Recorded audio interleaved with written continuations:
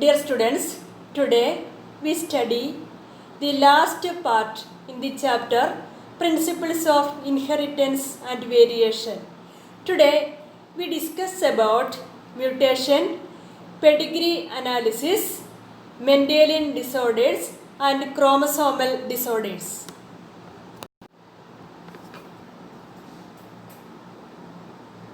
What is meant by mutation? The sudden heritable change in the genotype of an organism is called mutation. അതായത് ഒരു ഓർഗാനിസത്തിൻ്റെ ജീനോടൈപ്പിൽ ഉണ്ടാകുന്ന sudden change, അതായത് അടുത്ത ജനറേഷനിലേക്ക് transmit ചെയ്യുന്ന പെട്ടെന്നുണ്ടാകുന്ന ചേഞ്ചിനെ നമ്മൾ വിളിക്കുന്ന പേരാണ് mutation. It is the chief cause of variation. അതായത് ഓർഗാനിസത്തിൽ വ്യതിയാനങ്ങൾ ഉണ്ടാകാൻ മെയിൻ കാരണം മ്യൂട്ടേഷനാണ്. What is mutant? The individual showing a new phenotype as a result of mutation is called mutant. അതായത് മ്യൂട്ടേഷന് വിധേയമാകുന്ന ഇൻഡിവിജ്വലിന് നമ്മൾ വിളിക്കുന്ന പേരാണ് mutant.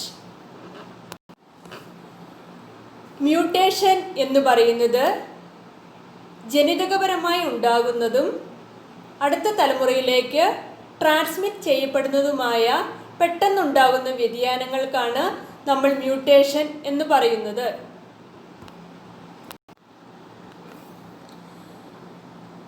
The physical and chemical factors which bring about mutations are called mutagens. Mutagens are the physical and chemical factors which produce mutation. Physical mutagens example X-rays and UV rays. Chemical mutagens example colchicine and mustard gas. അതായത് ionic റേഡിയേഷനും അതുപോലെ non ionic റേഡിയേഷനും മ്യൂട്ടേഷന് കാരണമാകുന്നുണ്ട്. അതുപോലെ ചില കെമിക്കൽസും മ്യൂട്ടേഷന് കാരണമാകുന്നുണ്ട്.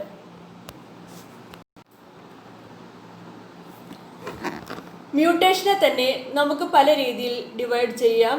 Number 1, gene mutation or point mutation. Mutations due to change in a single base pair of DNA is known as gene mutations. അതായത് DNA-യിൽ ഒരു single base pair ഉണ്ടാകുന്ന ചേഞ്ച് കാരണം ഉണ്ടാകുന്ന മ്യൂട്ടേഷൻസിനെ നമ്മൾ വിളിക്കുന്ന പേരാണ് ജീൻ മ്യൂട്ടേഷൻ അഥവാ പോയിന്റ് മ്യൂട്ടേഷൻ. ഇനി നമുക്ക് ജീൻ മ്യൂട്ടേഷനെ തന്നെ പലതായി തരംതിരിക്കാം. Number 1, addition. A single base is inserted into DNA. അതിന് ഒരു എക്സാമ്പിളാണ് നമ്മളിവിടെ കാണുന്നത്. ഇവിടെ ശ്രദ്ധിക്കുക, ഇവിടെ ഒരു പുതിയ ബേസ് അതായത് സൈറ്റോസിൻ ആഡ് ചെയ്യപ്പെടുന്നു.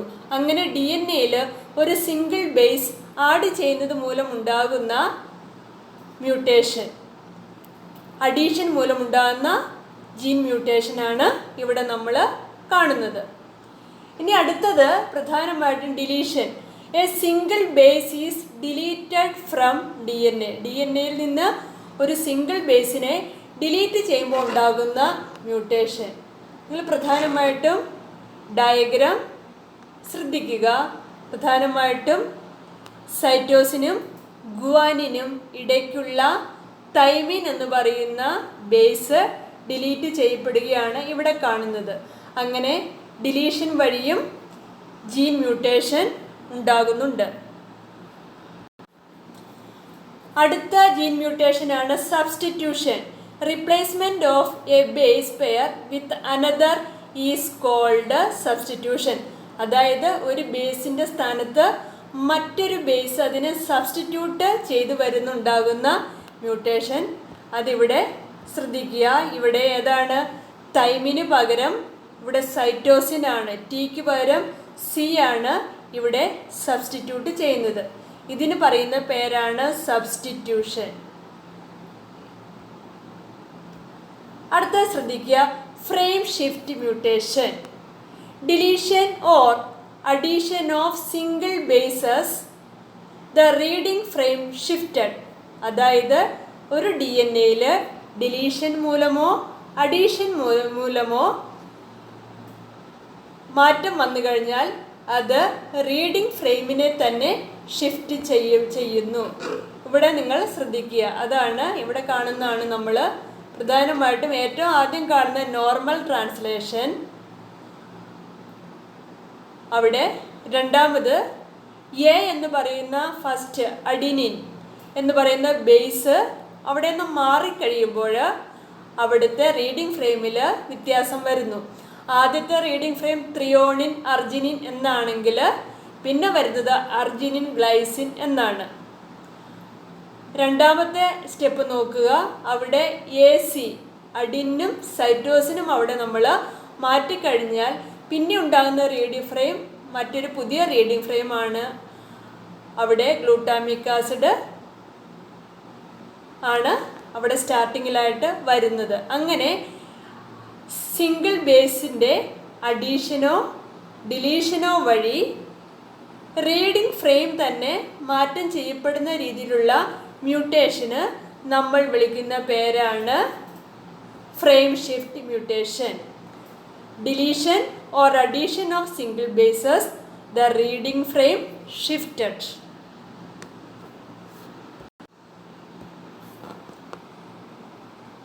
ഇനി രണ്ടാമത്തെ തരം മ്യൂട്ടേഷനാണ് chromosomal mutations. The mutations due to change in the structure and number of chromosomes. അതായത് ക്രോമസോമിൻ്റെ എണ്ണത്തിലോ ഘടനയിലോ ഉണ്ടാകുന്ന മാറ്റം മൂലം ഉണ്ടാകുന്ന മ്യൂട്ടേഷൻസിന് വിളിക്കുന്ന പേരാണ് ക്രോമസോമൽ മ്യൂട്ടേഷൻ.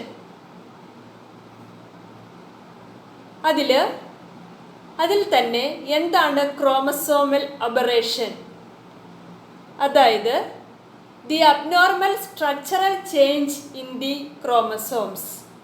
അതായത് ക്രോമസോമൽ മ്യൂട്ടേഷൻ തന്നെ രണ്ട് രീതിയിലുണ്ട്, ക്രോമസോമൽ അബറേഷൻസും പ്ലോയിഡി ചേഞ്ചസും. ഇനി എന്താണ് ക്രോമസോമൽ അബറേഷൻ? അതായത് ക്രോമസോമിൻ്റെ സ്ട്രക്ചറിൽ ഉണ്ടാകുന്ന വ്യതിയാനത്തിന് പറയുന്ന പേരാണ് ക്രോമസോമൽ അബറേഷൻസ്. അടുത്തത് ploidy changes, mutations due to changes in the chromosome number. അതായത് മ്യൂട്ടേഷൻ്റെ ഫലമായിട്ട് ക്രോമസോമിൻ്റെ എണ്ണത്തിൽ വ്യതിയാനം ഉണ്ടാകുന്നു.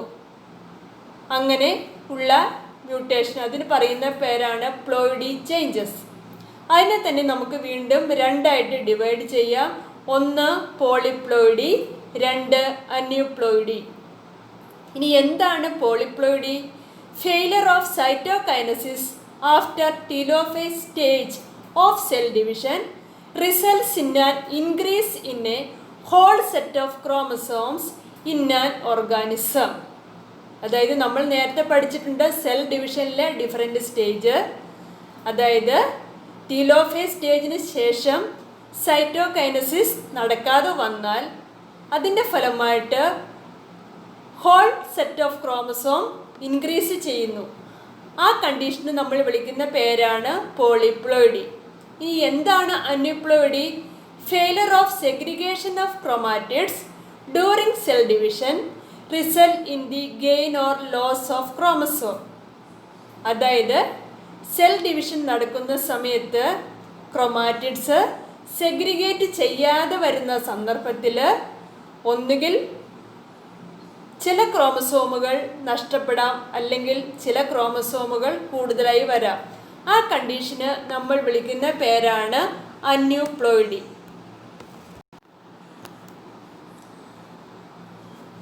What is mean by pedigree analysis?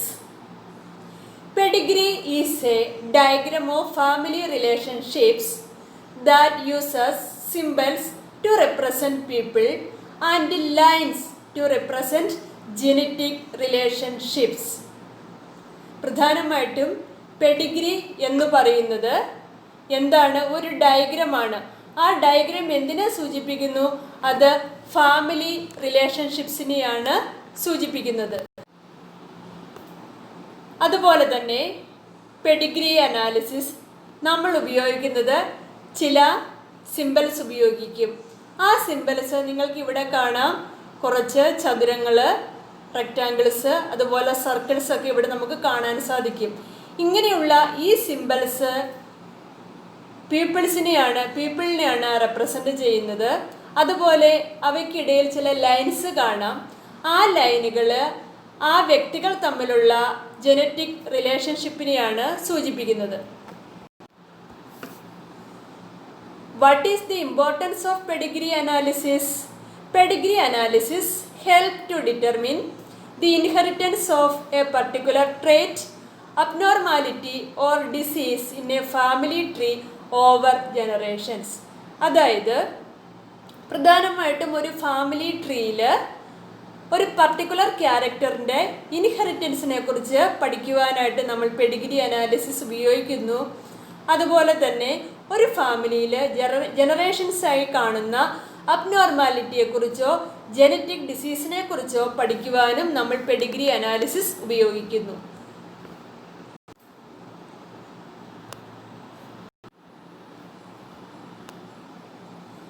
അടുത്തത് പെഡിഗ്രി അനാലിസിസ് നമ്മൾ ഉപയോഗിക്കുന്ന പ്രധാനപ്പെട്ട സിംബൽസ് ഏതൊക്കെയാണ് ശ്രദ്ധിക്കുക. ആദ്യം കാണുന്നത് ഒരു റെക്റ്റാങ്കിൾ, അത് മെയിലിനെയാണ് സൂചിപ്പിക്കുന്നത്. സർക്കിൾ ഫീമെയിലിനെ സൂചിപ്പിക്കുന്നു. അടുത്ത സിംബൽ സെക്സ് അൺസ്പെസിഫൈഡ്, അതായത് ട്രാൻസ്ജെൻഡറിനെയാണ് സൂചിപ്പിക്കുന്നത്. അടുത്തത് ഡിസീസ്ഡ് ഇൻഡിവിജ്വലിനെയാണ് സൂചിപ്പിക്കുന്നത്. അടുത്തത് അഫക്റ്റഡ് ഇൻഡിവിജ്വൽ, അതായത് ഏതെങ്കിലും ജനറ്റിക് ഡിസീസുള്ള ഇൻഡിവിജ്വലിനെയാണ് സൂചിപ്പിക്കുന്നത്. അടുത്തത് പ്രോബാൻഡ്, അതായത് പ്രധാനമായിട്ടും ഒരു പെഡിഗ്രി അനാലിസിസിൽ നമ്മൾ പ്രധാനമായിട്ടും ആദ്യമായിട്ട് ആ സ്റ്റഡിക്ക് എടുക്കുന്ന ഓർഗാനിസത്തിന് പറയുന്ന പേരാണ് പ്രോബാൻഡ് എന്ന് പറയുന്നു. അടുത്ത സിമ്പിൾ സൂചിപ്പിക്കുന്ന ഇൻഡിവിജ്വൽസ് ആൻഡ് ജനറേഷൻ, അതായത് പേരൻസും പിന്നെ അവർക്കുണ്ടാകുന്ന ഓഫ് സ്പ്രിങ്സിനെയുമാണ് അവിടെ നമ്മൾ പ്രധാനമായിട്ടും അത് സൂചിപ്പിക്കുന്നത്. ഇവിടെ ശ്രദ്ധിക്കുക, ആദ്യത്തെ സിമ്പിൾ മേറ്റിങ്ങിനെ സൂചിപ്പിക്കുന്നു. അടുത്തത് ഡൈവോഴ്സ്. അടുത്ത കൺസാങ്ക്വിനസ് മേറ്റിംഗ്, അതായത് പ്രധാനമായിട്ടും റിലേറ്റീവ്സ് തമ്മിലുള്ള മേറ്റിങ്ങിനെയാണ് സൂചിപ്പിക്കുന്നത്.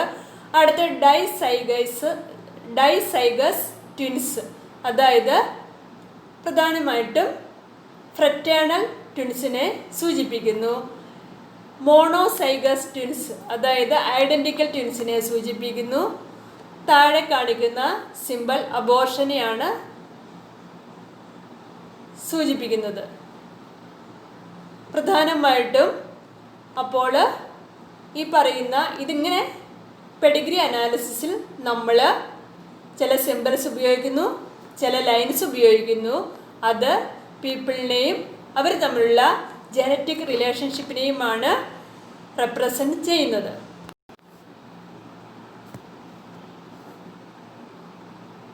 അടുത്ത് നമ്മൾ പഠിക്കുന്നത് ജനറ്റിക് ഡിസോർഡേഴ്സിനെ തന്നെ നമ്മൾ നേരത്തെ പഠിച്ചു. രണ്ടായി തരംതിരിക്കാം. ഒന്ന് Mendelian disorders. It is due to the alteration or mutation in the single gene, അതായത് ഒരു സിംഗിൾ ജീൻ ഉണ്ടാകുന്ന ഓൾട്ടറേഷൻ അല്ലെങ്കിൽ മ്യൂട്ടേഷൻ കാരണമാണ് മെൻഡേലിയൻ ഡിസോർഡേഴ്സ് ഉണ്ടാകുന്നത്.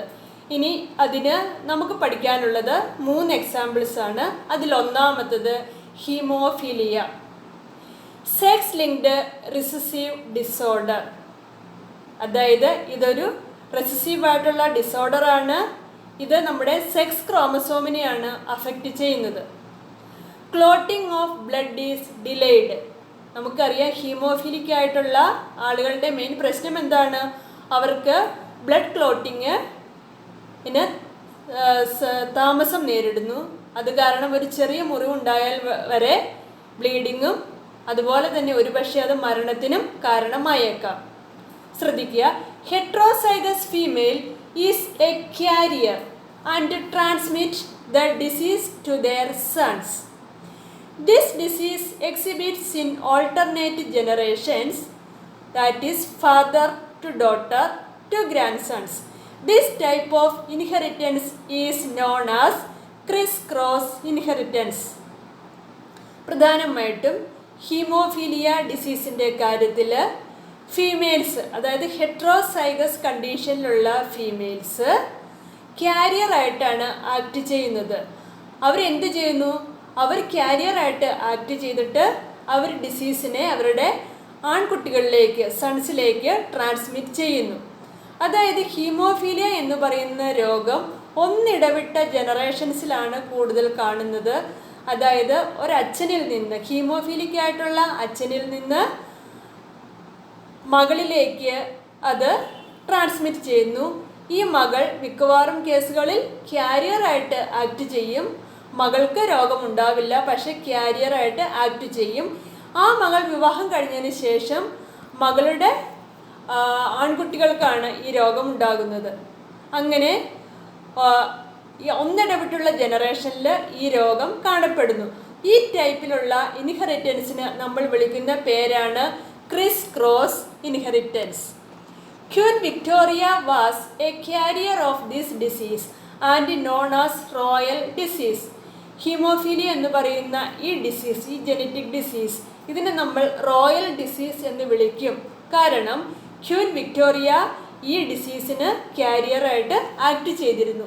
അതുകൊണ്ടാണ് നമ്മൾ ഹീമോഫീലിയയെ റോയൽ ഡിസീസ് എന്ന് വിളിക്കുന്നത്. ഇനി ഹീമോഫീലിയ എങ്ങനെയാണ് ട്രാൻസ്മിറ്റ് ചെയ്യുന്നത് എന്ന് നമുക്ക് ഇവിടെ നോക്കാം. ഇവിടെ ശ്രദ്ധിക്കുക. ഏറ്റവും ആദ്യം കാണുന്നത് ക്യാരിയറായിട്ടുള്ള ഒരു ഫീമെയിലാണ്. അവിടെ അതിൻ്റെ ജീനോടൈപ്പ് XXH. ആ XH അതാണ് ഈ രോഗത്തിന് കാരണമായിട്ടുള്ള അല്ലേ. അങ്ങനെ ക്യാരിയറായിട്ടുള്ള ഒരു ഫീമെയിലിനെ നോർമൽ മെയിലുമായിട്ട്, രോഗമൊന്നുമില്ലാത്ത നോർമലായിട്ടുള്ള ഒരു മെയിലുമായിട്ട് അവിടെ ക്രോസ് നടക്കുന്നു. അവിടെ ശ്രദ്ധിക്കുക, ഫീമെയിലിൽ നിന്നുണ്ടാകുന്ന ഒരു എക്സ് നോർമൽ X ക്രോമസോമും അടുത്തത് ഡിസീസിന് കാരണമായ ക്രോമസോമാണ് XH. ഇനി മെയിലിൽ നിന്നുണ്ടാകുന്നത് ഒരു ഗ്യാമീറ്റ് Xും മറ്റൊരു ഗ്യാമീറ്റ് Yയുമാണ്. ഇനി അടുത്ത ഫസ്റ്റ് ജനറേഷനിൽ എന്താണ് സംഭവിക്കുന്നത്? അതായത് ഫീമെയിലിൽ നിന്നുണ്ടായ ഒരു എക്സും മെയിലിൽ നിന്നുണ്ടായ എക്സും തമ്മിൽ ഫ്യൂഷൻ നടന്നിട്ട് XX ഉണ്ടായി. അതൊരു നോർമൽ ഡോട്ടറാണ്. അടുത്തത് ഫീമെയിലിൽ നിന്നുണ്ടായ XH ഗമീറ്റും മെയിലിൽ നിന്നുണ്ടായ X ഗമീറ്റും തമ്മിൽ ഫ്യൂഷൻ നടന്ന് ഉണ്ടായത് XHX. അത് ഡോട്ടറാണ്, പക്ഷെ അതൊരു ക്യാരിയറായിട്ട് ആക്ട് ചെയ്യുന്നു. അടുത്തത് മെയിലിൽ നിന്ന് ഉണ്ടായ Y ക്രോമസോമും ഫീമെയിലിൽ നിന്നുണ്ടായ X ക്രോമസോമും തമ്മിൽ ഫ്യൂഷൻ നടന്നിട്ട് XY എന്ന ഓർഗാനിസം ഉണ്ടായി. XY ഒരു നോർമൽ സണ്ണാണ്. ഇനി എപ്പോഴാണ് ഹീമോഫീലിയ എന്ന രോഗം ആർക്കാണ് ബാധിക്കുന്നത്? അവിടെ ശ്രദ്ധിക്കുക. അതായത് ക്യാരിയറായിട്ടുള്ള ഫീമെയിലിൽ നിന്ന് വന്ന XH ഗമീറ്റും ഇനി നോർമൽ മെയിലിൽ നിന്ന് വന്ന Y ഗമീറ്റും തമ്മിൽ ഫ്യൂഷൻ നടന്ന് XHY എന്ന് പറയുന്ന ജീനോടൈപ്പിലുള്ള സണ്ണിനാണ് ഹീമോഫീലിയ എന്ന രോഗം വരുന്നത്. ഇവിടെ ശ്രദ്ധിക്കുക. അപ്പോൾ ഇവിടെ എങ്ങനെയാണ്? അതായത് ക്യാരിയറായിട്ടുള്ള അമ്മയിൽ നിന്ന് മകനിലേക്കാണ് ഡിസീസ് പാസ് ചെയ്യുന്നത്. അങ്ങനെ ഇവിടെ ഫീമെയിൽസ് മിക്കവാറും കേസുകളിൽ ക്യാരിയറായിട്ട് ആക്ട് ചെയ്യുന്നു. അവർ ഹീമോഫീലിയ എന്ന് പറയുന്ന രോഗം അവരുടെ ആൺകുട്ടികളിലേക്ക് ട്രാൻസ്മിറ്റ് ചെയ്യുന്നു. രണ്ടാമത്തെ മെൻഡേലിയൻ ഡിസോർഡറാണ് sickle cell anaemia. It is an autosome linked recessive disease. അതായത് ഈ ഡിസീസിന് കാരണം ഓട്ടോസോം ലിങ്ക്ഡ് ആണിത്. അതായത് ബോഡി സെക്സ് ക്രോമസോമിനെ അല്ല ഇത് അഫക്റ്റ് ചെയ്യുന്ന, മറിച്ച് ഇത് ഓട്ടോസോം ലിങ്ക്ഡ് റിസസീവ് ഡിസീസാണ്. Transmit from parents to offsprings when both the parents are carriers. എങ്ങനെയാണ് ഈ രോഗം ഉണ്ടാകുന്നത്? സിക്കിൾ സെൽ അനീമിയ അതായത് രണ്ട് പേരൻസും മെയിലും ഫീമെയിലും ക്യാരിയേഴ്സ് ആകുമ്പോൾ അവരിൽ നിന്ന് കുഞ്ഞുങ്ങളിലേക്കാണ് ഈ ഡിസീസ് ട്രാൻസ്മിറ്റ് ചെയ്യുന്നത്. It is caused by the substitution of glutamic acid by valine on the 6th position of beta chain of hemoglobin. അതായത് ഹീമോഗ്ലോബിൻ്റെ ബീറ്റ ചെയിൻ്റെ 6th പൊസിഷനിൽ ശരിക്കും കാണേണ്ട അമിനോ ആസിഡ് ഗ്ലൂട്ടാമിക് ആസിഡാണ്. എന്നാൽ ചില ഘട്ടങ്ങളിൽ ഗ്ലൂട്ടാമിക് ആസിഡിന് പകരം അവിടെ വാലിൻ റീപ്ലേസ് ചെയ്യുന്നു. അങ്ങനെയാണ് സിക്കിൾ സെൽ അനീമിയ ഉണ്ടാകുന്നത്. അതായത് നോർമലായിട്ട് ഗ്ലൂട്ടാമിക് ആസിഡ് GAG ആണ് ഉണ്ടാകേണ്ടത്. അതിന് പകരം വാലിൻ എന്ന് പറയുന്ന അമിനോ ആസിഡ് അവിടെ സബ്സ്റ്റിറ്റ്യൂട്ട് ചെയ്യപ്പെടുന്നു. അതായത് GAG എന്ന് പറയുന്ന അമിനോ ആസിഡ് GUG ആയിട്ട് മാറുകയാണ് ചെയ്യുന്നത്. ഇനി എന്തുകൊണ്ടാണ് ഈ രോഗത്തിന് നമ്മൾ സിക്കിൾ സെൽ അനീമിയ എന്ന് വിളിക്കാൻ കാരണം? The mutant haemoglobin undergo polymerisation under low oxygen causing a change in the shape of RBC from biconcave to sickle like structure. അതായത് ഹീമോഗ്ലോബിന് മ്യൂട്ടേഷൻ സംഭവിച്ചതിന് ഫലമായിട്ടുണ്ടാകുന്ന മ്യൂട്ടൻ്റ് ഹീമോഗ്ലോബിൻ ഓക്സിജൻ്റെ അഭാവത്തിൽ പോളിമറൈസേഷന് വിധേയമാവുകയും അങ്ങനെ RBC അതായത് നമ്മുടെ red blood cells normal shape biconcave ഷേപ്പാണ്, ആ ഷേപ്പിൽ നിന്നും മാറി അരിവാളിൻ്റെ ആകൃതിയിൽ വളഞ്ഞിരിക്കുകയും ചെയ്യുന്നു, സിക്കിൾ ലൈക്ക് സ്ട്രക്ചർ. അതുകൊണ്ടാണ് നമ്മൾ ഈ രോഗത്തിന് സിക്കിൾ സെൽ അനീമിയ എന്ന് വിളിക്കുന്നത്. ഇവിടെ ശ്രദ്ധിക്കുക,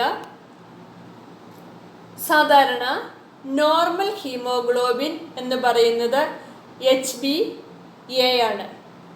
അടുത്തത് സിക്കിൾ സെല്ലിന് കാരണമായ ജീനോടൈപ്പ് HbS ആണ്. ക്രോസ് ശ്രദ്ധിക്കുക. ആദ്യം നമ്മൾ കാണിക്കുന്നത് 2 പേരൻസ് ആണ്, മെയിലും ഫീമെയിലും.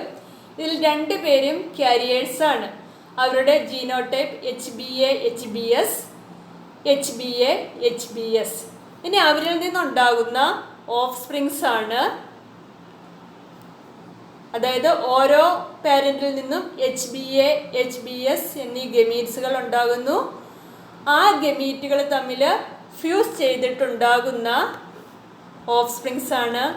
അവരുടെ ഫിനോട്ടിപ്പിക് റേഷ്യോ എന്ന് പറയുന്നത് ഒരാൾ അൺഅഫക്റ്റഡ് ആണ്, 2 പേര് ക്യാരിയേഴ്സ് ആണ്, ഒരാൾ സിക്കിൾ സെൽ ഡിസീസ് ഉള്ള ആളാണ്. അവിടെ ശ്രദ്ധിക്കുക,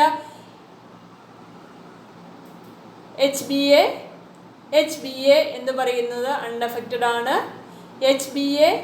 HbS എന്ന് പറയുന്നത് ക്യാരിയർ ആണ്, HbS ആണ് സിക്കിൾ സെൽ ഡിസീസ് കാണിക്കുന്ന organism.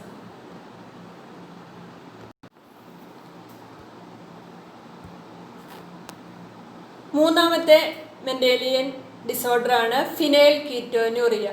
It is autosomal recessive trait. ഓട്ടോസോമിനെയാണ് ഇത് അഫക്റ്റ് ചെയ്യുന്നത്. It is an inborn error of metabolism. അതായത് നമ്മുടെ മെറ്റാബോളിസത്തിൽ തന്നെ ഉണ്ടാകുന്ന ഒരു ഇററിന് എക്സാമ്പിളാണ്. It is due to the lack of an enzyme that convert phenylalanine into tyrosine. ഈ രോഗത്തിന് കാരണം നമ്മുടെ ഹ്യൂമൻ ബോഡിയിൽ ഫിനൈൽ അലനിനെ ടൈറോസിനായിട്ട് കൺവേർട്ട് ചെയ്യുന്ന ഒരു എൻസൈം ഉണ്ട്. എന്നാൽ ഈ രോഗമുള്ള വ്യക്തികളിൽ ഈ എൻസൈം ആബ്സെൻ്റ് ആയിരിക്കും. അതിൻ്റെ ഫലമായിട്ട് എന്ത് സംഭവിക്കുന്നു? ഫിനൈൽ അലനിൻ ടൈറോസിനായി മാറാതെ വരുന്നു. തൽഫലമായി phenylalanine is accumulated and converted to phenylpyruvic acid. Phenylalanine നമ്മുടെ ശരീരത്തിൽ അക്യുമുലേറ്റ് ചെയ്യപ്പെടുകയും അത് ഫിനൈൽ പൈറുവിക് ആസിഡായിട്ട് മാറുകയും ചെയ്യുന്നു. It is accumulated in brain and cause mental retardation. ഈ ഫിനൈൽ പൈറുവിക് ആസിഡ് നമ്മുടെ ബ്രെയിനിൽ അക്യുമുലേറ്റ് ചെയ്യുകയും അങ്ങനെ അത് മെൻ്റൽ റിട്ടാർഡേഷന് കാരണമാവുകയും ചെയ്യുന്നു. These are excreted through urine. അതായത് ഇത് നമ്മുടെ യൂറിൻ വഴിയും ഇത് എക്സ്ക്രീറ്റ് ചെയ്യും. അങ്ങനെ ഈ രോഗത്തിന് നമ്മൾ പറയുന്ന പേരാണ് ഫിനൈൽ കീറ്റോന്യൂറിയ. അപ്പോൾ നമ്മൾ മെൻഡേലിയൻ ഡിസോർഡേഴ്സിനെ കുറിച്ചാണ് ഇത്രയും നേരവും പഠിച്ചത്. ഇനി അടുത്തത് ക്രോമസോമൽ ഡിസോർഡേഴ്സ് ആണ്. It is due to the absence or excess or abnormal arrangement of one or more chromosomes. അതായത് ആബ്സെൻസ് മൂലമോ എക്സസ് ആകുന്നതുകൊണ്ടോ അല്ലെങ്കിൽ അബ്നോർമൽ അറേഞ്ച്മെന്റ് മൂലമോ ക്രോമസോംസിൽ ഉണ്ടാകുന്ന വ്യതിയാനത്തിന് പറയുന്ന പേരാണ് ക്രോമസോമൽ ഡിസോർഡേഴ്സ്. അതായത് നമ്മൾ നേരത്തെ പഠിച്ചു അന്യൂപ്ലോയിഡി, പോളിപ്ലോയിഡി ഇവ വഴിയാണ് ക്രോമസോമൽ ഡിസോർഡേഴ്സ് ഉണ്ടാകുന്നത്. നമുക്ക് പഠിക്കാനുള്ള 3 ക്രോമസോമൽ ഡിസോർഡേഴ്സ് ആണ്. Number 1 Down syndrome, 2 Klinefelter syndrome, 3 Turner syndrome. ഇനി നമുക്ക് ഓരോന്നും എന്താണെന്ന് ഡീറ്റെയിൽ ആയിട്ട് പഠിക്കാം. 1 Down syndrome. It is due to trisomy of chromosome number 21. ശ്രദ്ധിക്കുക, നമുക്കറിയാം ഓരോ ക്രോമസോം നമ്പർ 1 മുതൽ 23 വരെ ക്രോമസോം നമ്പറിൽ ഓരോ ക്രോമസോമും ഒരു ജോഡിയായിട്ടാണ് കാണുന്നത്. എന്നാൽ ഇവിടെ 21ാമത്തെ ക്രോമസോം നമ്പർ 2 പകരം 3 ക്രോമസോമുകൾ അവിടെ കാണുന്നു. അതാണ് ട്രൈസോമി ഓഫ് ക്രോമസോം നമ്പർ 21. അതായത് ടോട്ടൽ ക്രോമസോം സാധാരണ ഹ്യൂമൻ ബീയിങ്സിൽ 46 ആയിരിക്കും കോമൺ ക്രോമസോം നമ്പർ. ഇവിടെ ഒരു ക്രോമസോം കൂടി കൂടിയിട്ട് ടോട്ടൽ ക്രോമസോം നമ്പർ 47 ആണ്. Karyotype 45A plus XX or 45A plus XY. Normal human ബീയിങ്സിൽ ഓട്ടോസോംസ് അതായത് ക്യാപിറ്റൽ എ എത്ര എണ്ണം കാണും? 44A ആണ് കാണുന്നത്. ഇവിടെ ഒരു ക്രോമസോം കൂടി അത് 45A ആയിരിക്കും. ഇനി ഡൗൺ സിൻഡ്രോം സ്ത്രീകളിലും പുരുഷന്മാരിലും ഉണ്ടാകും. അതാണ് 45A plus XX or 45A plus XY. ഇനി ഡൗൺ സിൻഡ്രോമിൻ്റെ സിംറ്റംസ് ലക്ഷണങ്ങൾ എന്തൊക്കെയാണ്?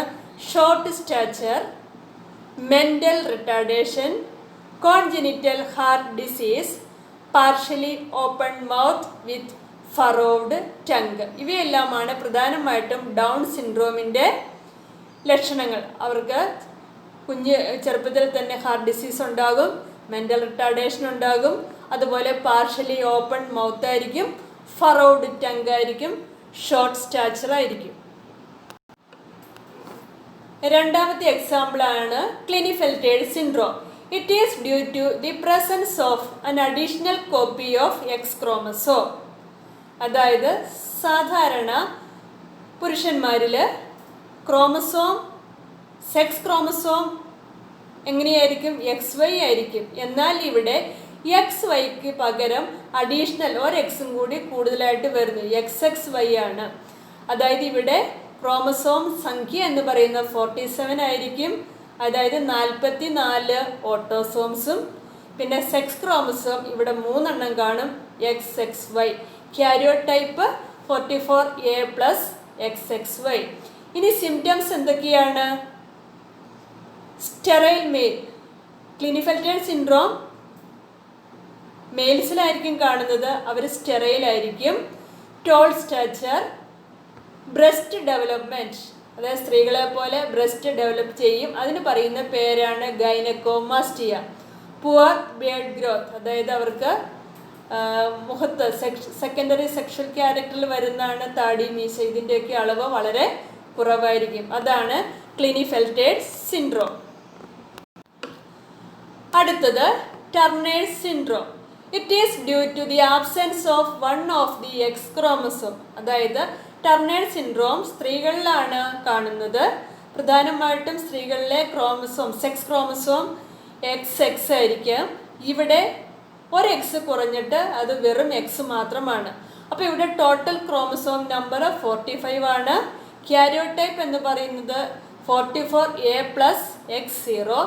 സിംറ്റംസ് സ്റ്റെറൈൽ ഫീമെയിൽ, അതായത് ഫീമെയിൽസ് ആയിരിക്കും, അവർ ഇൻഫെർട്ടൈൽ ആയിരിക്കും. റൂഡിമെൻ്ററി ഓവറീസ്, ഓവറീസ് വെൽ ഡെവലപ്ഡ് ആയിരിക്കില്ല. വെബ്ഡ് നെക്ക്, അതുപോലെ പുവർ ബ്രസ്റ്റ് ഡെവലപ്മെൻറ്റ്. ഇത്രയുമാണ് ടർണേഡ് സിൻഡ്രോമിൻ്റെ പ്രധാനപ്പെട്ട ലക്ഷണങ്ങൾ.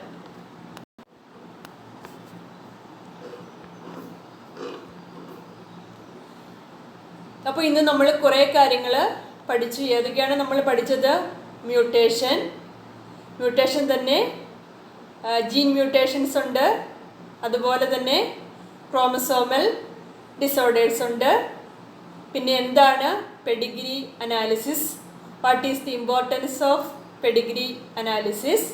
പിന്നെ നമ്മൾ മെൻഡേലിയൻ ഡിസോർഡേഴ്സ്, പ്രധാനമായിട്ട് haemophilia, sickle cell anaemia, phenylketonuria, അതുപോലെ chromosomal disorders, Turner syndrome, Klinefelter syndrome, Down syndrome, ഇതെല്ലാം നമ്മൾ ഡീറ്റെയിൽ ആയിട്ട് പഠിച്ചു. എല്ലാവർക്കും നന്നായി മനസ്സിലായി കാണുമെന്ന് വിചാരിക്കുന്നു. നന്നായിട്ട് പഠിക്കുക. ഓക്കെ.